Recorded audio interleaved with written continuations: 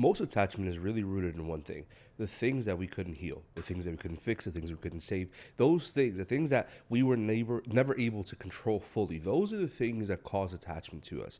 And this series that we're diving into, this short series, comes from these conversations that I've had with people. Because myself, all of us included, I feel like there's stages where we all go into things where we desire an outcome, where we have a vision of what it's going to look like, where we can anticipate almost the future of it, the life of it. So we create such attachment to these things because in our mind, it's there. In our lives, in our career, in the things that we studied for, the workforce that we went into, the romantic relationships that we were in, the familiar or family relationship, the philia, that kind of love.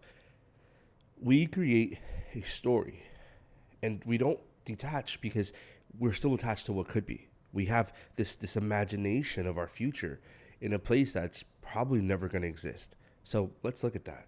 No one can fix anything for you. No one's going to change the outcome of your life. No one's going to change the relationships that you should be or shouldn't be. And no one's going to change the way you feel about something. At the end of the day, everything is in your court. And there's so much power in that. There's so much authority in knowing that you have the final say. That you have the word as to what's going to be changed or fixed or done. And what continues and what doesn't. Now, regaining that power, regaining that understanding, coming to that reality, that's the hard part. That's where a lot of us struggle.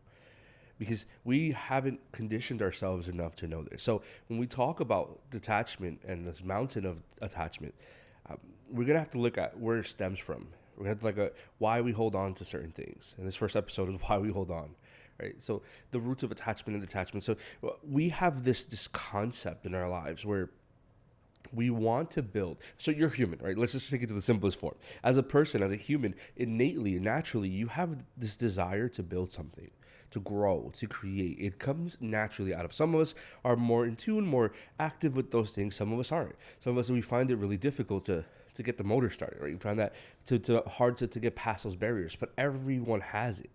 And for those of us that are easily flowing in that, it's kind of easier to adapt in certain things. And for those of us that are struggling in that, it becomes a little harder to adapt anywhere else because we don't know this about ourselves yet.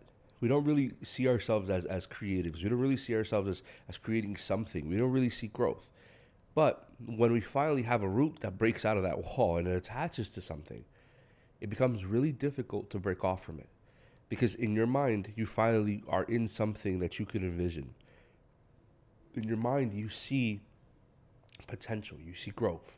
But the problem is that we can't marry potential. We can't build on potential. You can't build on potential income. You can't build on a potential home plot. You can't build on potential. Potential is good. Potential is important, and I'm not discrediting it. I'm just saying we have to be very cautious and discerning where it's potential and where it's waste. Where we're going to look at something and invest years of our lives to then feel like we're empty and broken because we poured into a place that had no intention of pouring back. We saw potential, and we ran with it. So understanding that we hold on to things that sometimes we've become attached to, even if it's really small and minuscule, it's going to cause a lot of heartbreak to cut that piece off. But knowing that you have so much more everywhere else, this is the hard part. So we hold on to things because we finally made some level of attachment. We cling on to relationships, to jobs, to situations longer after they even stop serving us. In this episode, that's where we're breaking down this reality of the things that you're still holding on to and why they're so familiar. Because I think at the core of everything, a lot of reasons that we stay in places, not just because we finally saw us break through that wall and build that attachment, but a lot of the reasons we stay in certain things is familiarity. Like chronic relationships, chronic dating with people who are just not good for us. Like, we tend to see the same person that we couldn't save in someone else in a different person. So what happens is that we create this bond with attachment to these people, thinking that we'll be able to satisfy that desire of saving someone. And it's not always romantic. I want to be clear. Like, you see this, Freud would be very happy with this statement right now. You see it in romantic relationships. There are people that date people and they have so much relationship to like their father wounds or their mother wounds, and they see those things and they try to mitigate and save that in other people. Now, I want to be clear. I've been blamed about that. I'm not saying where or when, but even I've been blamed of dating people or dating at least one person whom has similar attributes, right, in life, not physical, but like characteristics and stuff like that. No, in my case, no. So for those few friends that are listening, in my situation, that's not the case. But we have fallen into these consistent things where we are creating this type of connection. So to be clear, I speak from this from a point of experience because I do understand how that looks in those premises. But I want it to be understanding that we can see things that other people might see and understand that we don't need to adjust or address, but to be clear in our intentions and what we see and what we accept. So I mentioned that because I love to use myself as an example, and because I don't think anyone's bar from it. Like I don't think any of us are freed from the fact that we do unfortunately fall into those situations, but they're not always the case. There are situations, but we need to understand what is tied to something that reminds us of someone else or something that reminds us of us that we couldn't fix or heal. So we hold on to it in other people. One of the biggest fears that we have, whether conscious or not, is that we are inadequate. Like there's a poem like that. We might have heard it in, forget the name of that movie about basketball, but Coach Carter. That was the name of the movie. And we have this fear that we will never live up to be enough, that we will never be good enough, that we will never be smart enough, that we'll never be pretty enough, that we'll never show up enough, that we won't have enough money. There are so many things that we are afraid of. And the fear of inadequacy actually stops us from striving into anything else.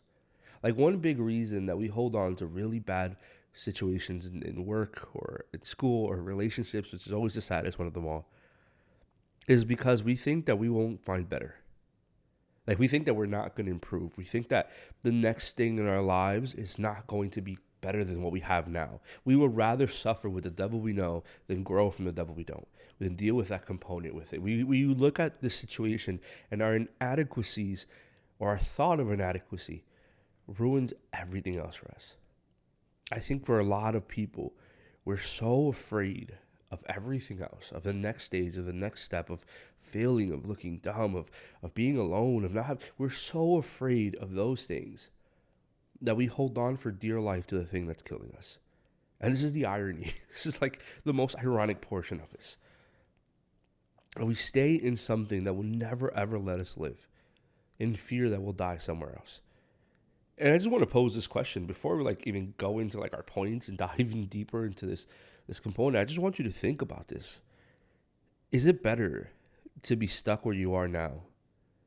Like the place you're struggling to move from. Whether, again, this is not just about relationships. I just say it all the time because these are conversations that I have often. And I know that a lot of people are looking and seeking for those things. And they are important. And there's value to it. And there's truth to it. But I need you to ask yourself this question. Is it better to die here where I am now, or to die somewhere else away from this, knowing that I actually moved somewhere else, that I actually did something, that I grew, that I took the next job, that I took the leap of faith, that I left the really toxic relationships that I was dealing with, not just romantic, platonic, whatever it is, friendships? Is it better to stay in what's killing you than to potentially thrive and live somewhere else just because you're afraid of that next step?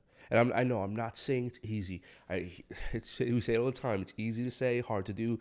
But the reality is that it'll be hard to live for the rest of your life in this very same place.